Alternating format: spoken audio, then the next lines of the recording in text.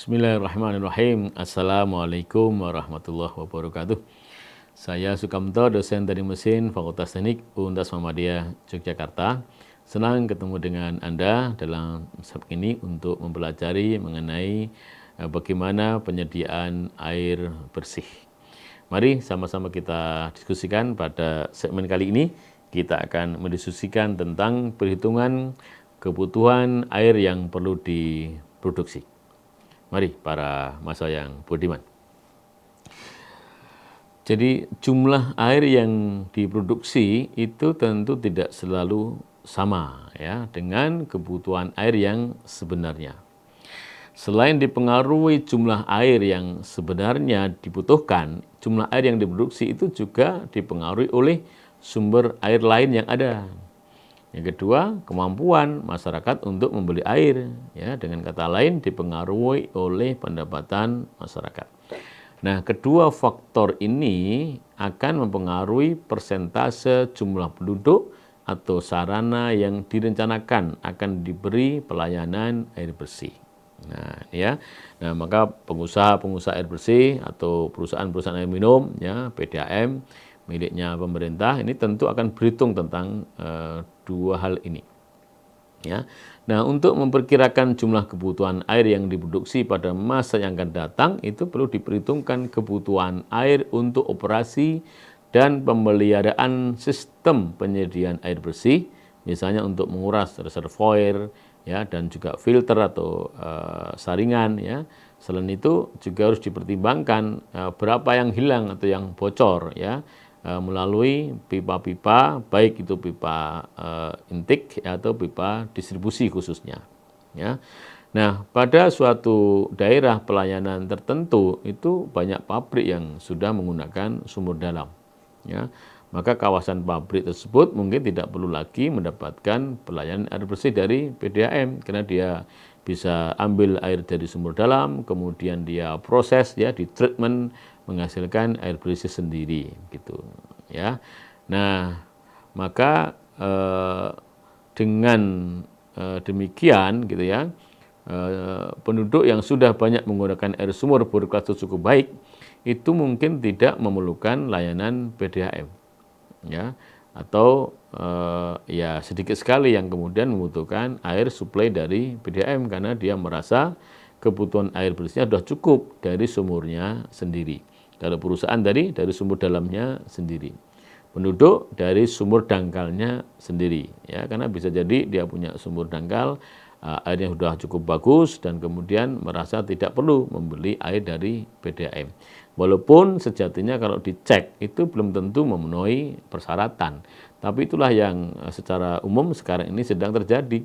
Ya, mayoritas penduduk kita apalagi di pedesaan itu hampir-hampir tidak ada yang menggunakan PDAM. Rata-rata memiliki sumur dangkal sendiri dan jarang juga yang kemudian dicek apakah ada bakteri coli atau tidak ya, kualitas airnya memenuhi persyaratan atau tidak ya, karena memang tidak sampai ke situ pemahamannya. Nah, namun orang-orang yang tinggal di kota nah itu justru lebih percaya kalau suplai air itu didapatkan dari PDAM karena dapat dipastikan kualitas airnya memenuhi persyaratan gitu. Nah, oleh karena itu kemampuan masyarakat itu tentu mempengaruhi ya jumlah air dan tingkat pelayanan air bersih pada konsumen. Ya, dengan tingkat pelayanan air yang berbeda, maka biasanya juga harga jual air ya dan jumlah air yang digunakan tentu juga akan berbeda, gitu ya.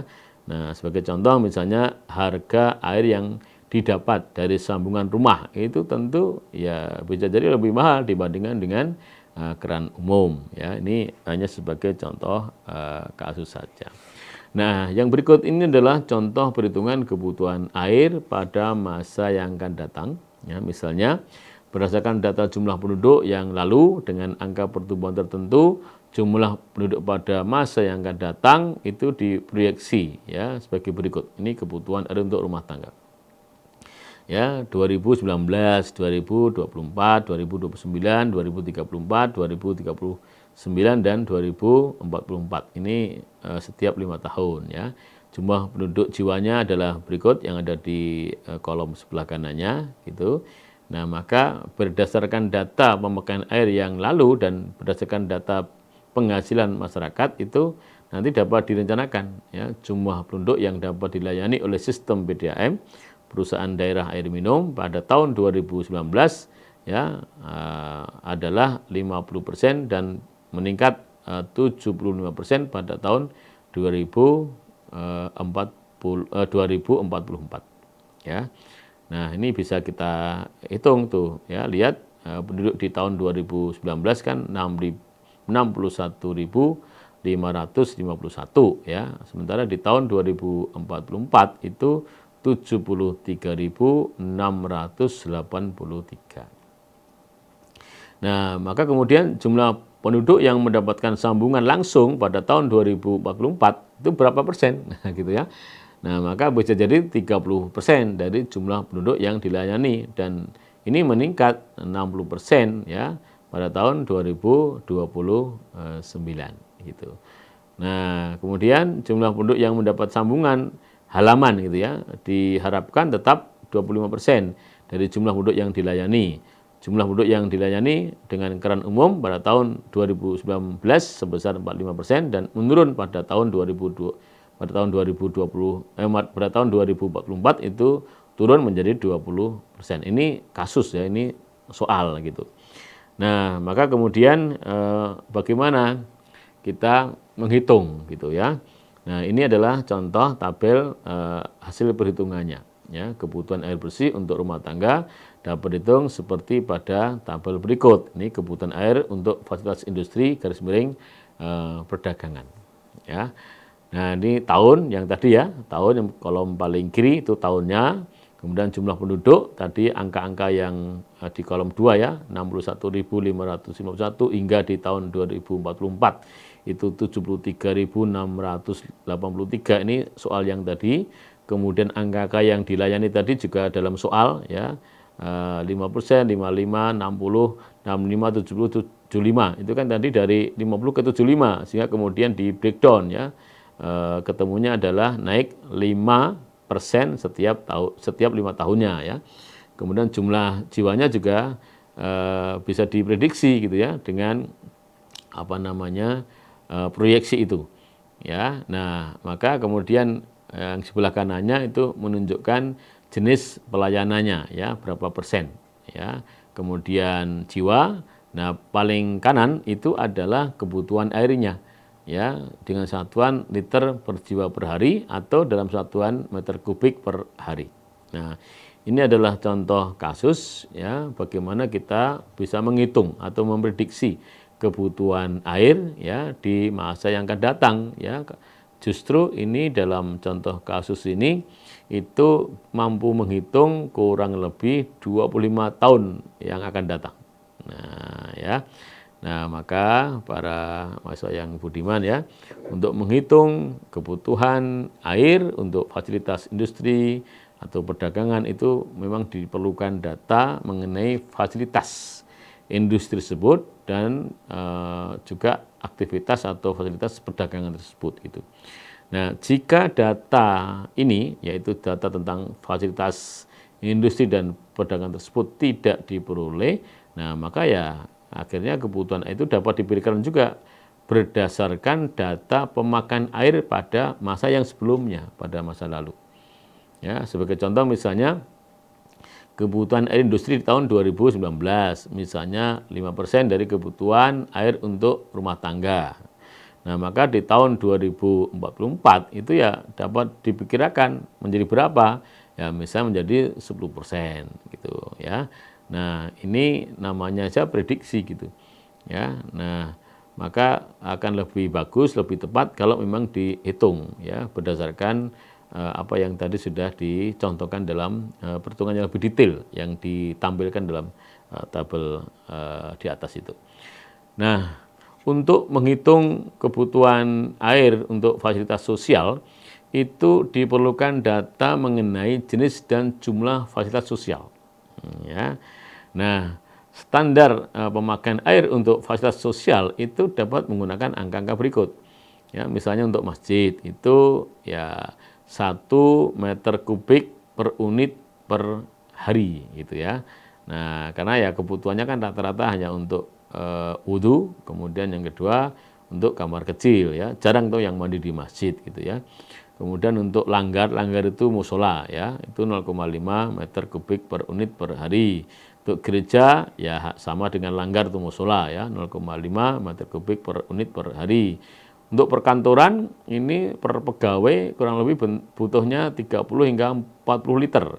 Asumsinya dia seharian di kantor itu akan ke kamar kecil ya mungkin 4 sampai 5 kali ya dalam satu hari itu.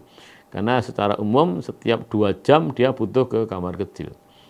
Ya, nah kalau berkantornya 8 jam berarti kan paling tidak butuh 3 sampai 4 kali ke kamar kecil. Ya. Nah, kemudian untuk pendidikan lebih kecil lagi per orangnya ya, 10 liter. Kemudian untuk kesehatan kurang lebih ya 200 sampai 400 liter per tempat tidur karena pasien asumsinya kan tinggal di situ 24 jam. Nah, sehingga dia butuh air untuk 24 jam termasuk untuk membersihkan diri.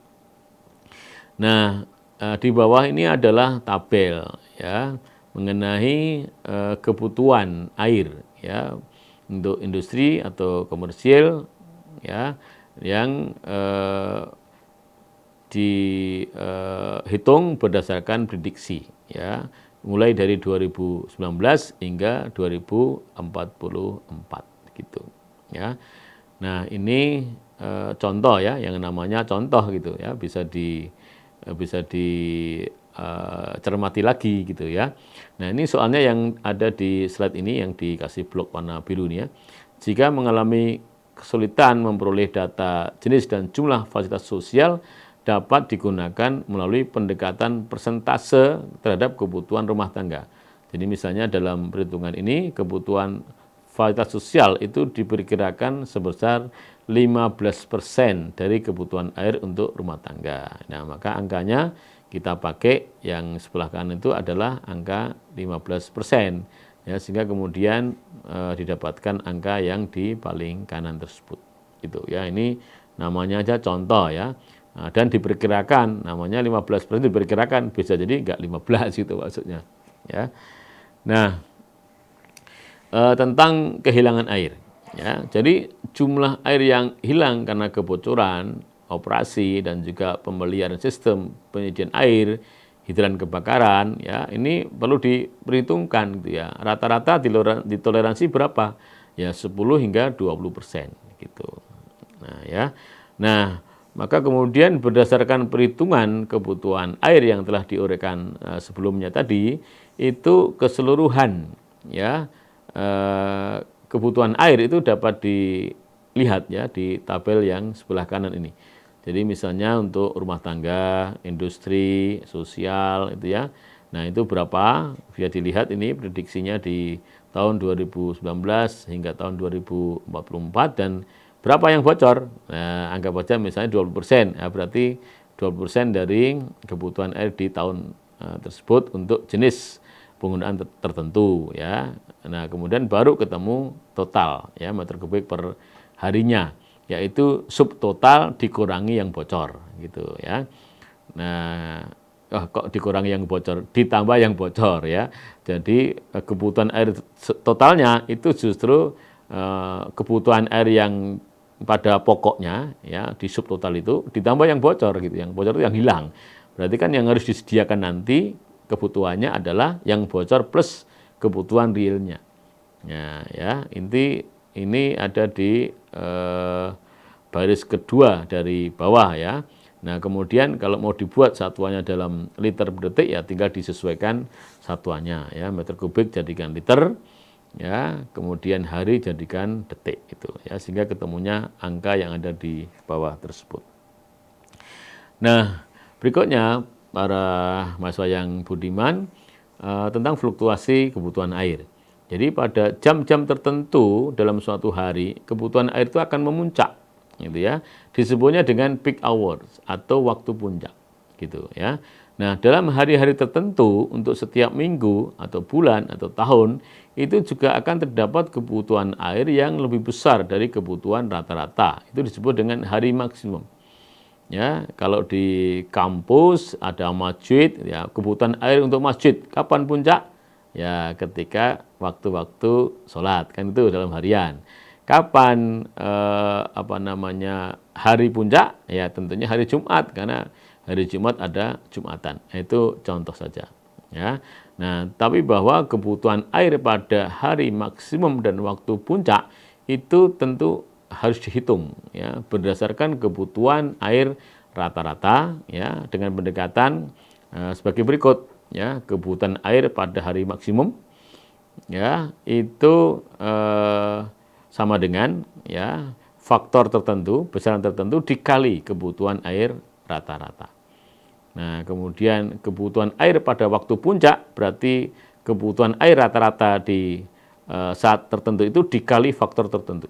Nah, faktornya itu berapa? Nah, di tabel sebelah kanan bisa kita lihat ya. Untuk faktor F1 yaitu untuk menghitung kebutuhan air pada hari maksimum itu rata-rata diambilnya 1,2. Nah, untuk menghitung kebutuhan air pada waktu puncak itu rata-rata F-nya yaitu F2 diambil 1,5 begitu ya. Nah, ini perkiraan gitu ya. Kalau kurang aman naikkan angka F-nya gitu ya. Apakah 1,3 dari 1,2 tadi, apakah 1,5 jadi 1,6. Nah, ini tergantung karena ini juga tidak sangat eksak karena ini adalah hasil riset ya, hasil pendekatan, hasil survei gitu.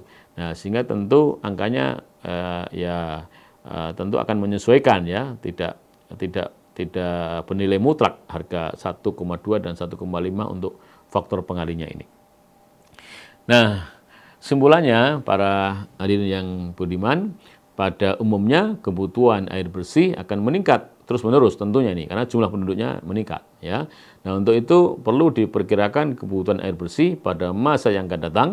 Hal ini dimasukkan untuk mempersiapkan segala sarana yang dibutuhkan sesuai dengan peningkatan kebutuhan air bersih pada masa yang akan datang, baik secara efisien ya dan juga secara ekonomis ya, sehingga kemudian jadi efektif gitu ya. Jadi efisien dari biaya, ekonomis dari anggaran, efektif dari tujuannya yang tercapai. Nah, dalam memperhitungkan jumlah air yang diproduksi dan tingkat pelayanan air bersih pada masa yang akan datang itu perlu diperhatikan hal berikut. 1. Jenis dan jumlah fasilitas yang membutuhkan air. Yang kedua, kebutuhan air tiap jenis memakai air ya. 3. Sumber air lain yang ada ya, apakah danau, apakah sungai, apakah dari laut gitu ya. Kemudian kemampuan masyarakat untuk membeli air, seberapa masyarakat itu mampu, jangan sampai nanti dirikan perusahaan di situ tapi masyarakatnya nggak mampu bayar, nggak mampu beli ya, sehingga air diproduksi tapi nggak ada yang makai karena nggak ada yang mampu membayar. Nah, demikian para mas yang budiman ya, beberapa hal yang sudah kita diskusikan tadi, mudah-mudahan bermanfaat dan kita ketemu pada segmen yang berikutnya. Terima kasih. Assalamualaikum warahmatullahi wabarakatuh.